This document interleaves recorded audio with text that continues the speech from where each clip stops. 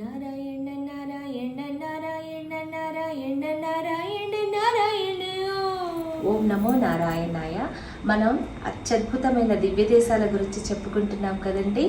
ఈరోజు అద్భుతమైన దివ్యక్షేత్రం 108 వైష్ణవ దివ్య దేశికాలలో 62 తిరువేదాంతే.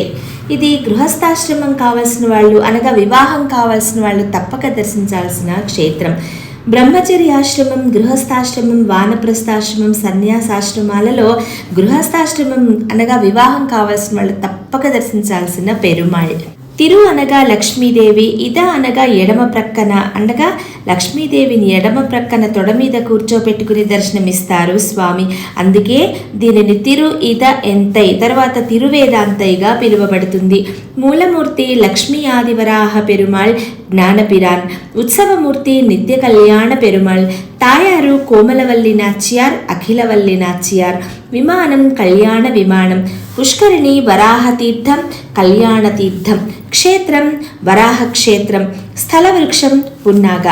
చెన్నై నుండి 45 కిలోమీటర్ల దూరంలో మహాబలిపురం వెళ్లే దారిలో తిరువేదాంతై శ్రీ నిత్య కళ్యాణ పెరుమాళ్ కోవెల దర్శనమిస్తుంది. ఇక్కడ రాజగోపురం ఉండదు.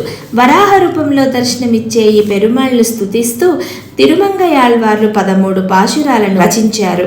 స్వామి 9 అడుగుల ఎత్తులో భారీ రూపంలో భక్తులను దీవిస్తారు. కుడికాలు భూమి మీద పెట్టి ఎడమకాలును ఆదిశేషుని తలపై ఉంచి అమ్మవారిని ఎడమకాలుపై కూర్చోపెట్టుకుని దర్శనమిస్తారు.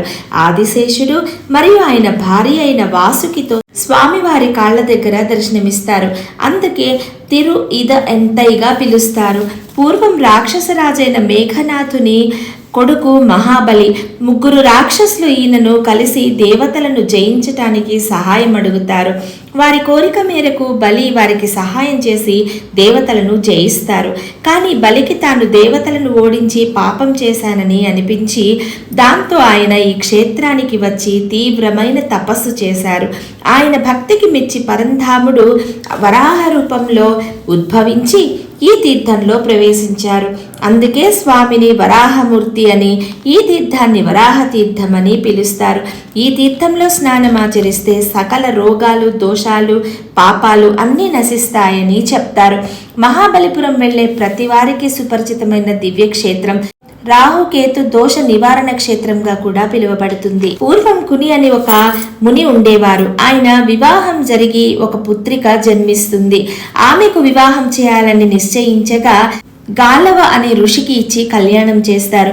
వీరికి 360 మంది ఆడపిల్లలు పుడతారు. దాంతో ముని కలవరపడి ఒకరికి వివాహం చేయడమే కష్టం, ఇంతమందికి ఎలా చేయటం, డబ్బు కూడా లేదు, ఎలా అల్లుళ్ళను తీసుకురావడం అని విచారపడి బాధపడతారు.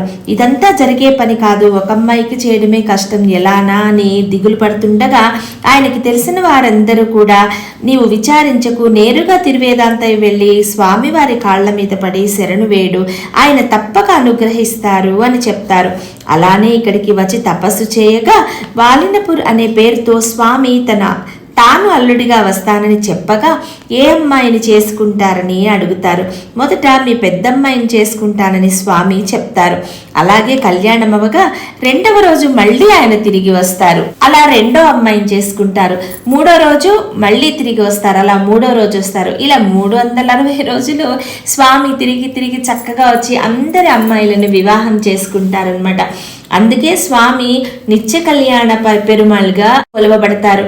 ఇప్పుడు 360 పెళ్లిళ్ళు చేసుకున్న 360 గుడులు ఉండవు కదా. అందుకే అందరినీ కలిపి అమ్మవారు తనికోవిల్ నాచియారుగా అందరినీ కలిపి ఒకే అమ్మాయిగా అయ్యారు. అందుకే ఇక్కడ అమ్మవారిని అఖిలవల్లి నాచియారుగా పిలుస్తారు. ఈ అమ్మవారి తిరునామం అనమాట.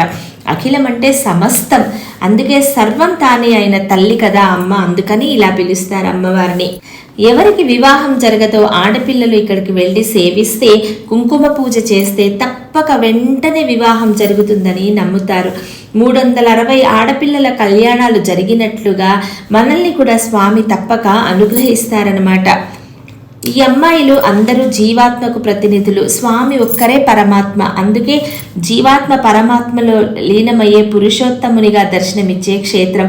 ఆండాళ్ళ అమ్మవారిని పద్మావతి అమ్మవారు ఆండాళ్ళమ్మవారు పద్మావతి అమ్మవారు స్వామిని వివాహం ఆడటానికి ఎలా ఆశపడ్డారో అందరికీ అలానే ఆశ ఉంటుంది కదా. అందుకే ఈ క్షేత్రంలో ఆడ మగ ఎవ్వరు ఏ రూపంలో వెళ్ళినా కూడా స్వామే కళ్యాణ పెరుమాళ్ అందరూ స్వామిని వేడుకునే భక్తులం అన్నమాట. ఇక్కడ నిత్య కళ్యాణ పెరుమాళ్ ఆయనకి ఎప్పుడూ కళ్యాణ సమయంలో పెట్టే బుగ్గన చుక్కతో దర్శనమిస్తారు. స్వామి నిత్య కళ్యాణం కనుక ఎప్పుడు ఇలా దర్శనమిస్తారనమాట.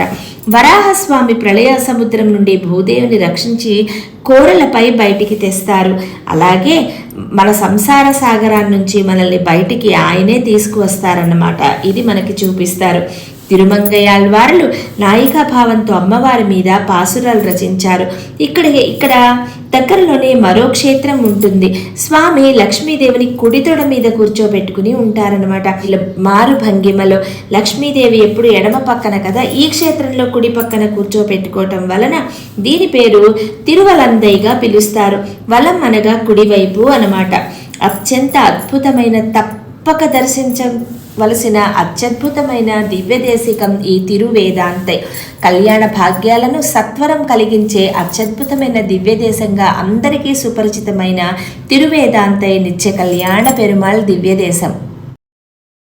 సో ఇదండి అద్భుతమైన స్థల మహత్యం, ఈ పుణ్యక్షేత్రం, ఈ దివ్యదేశం గురించిన పవిత్రమైన స్థల పురాణం.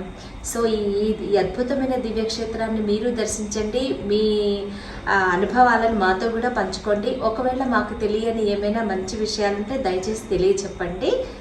ఓం నమో నారాయణ.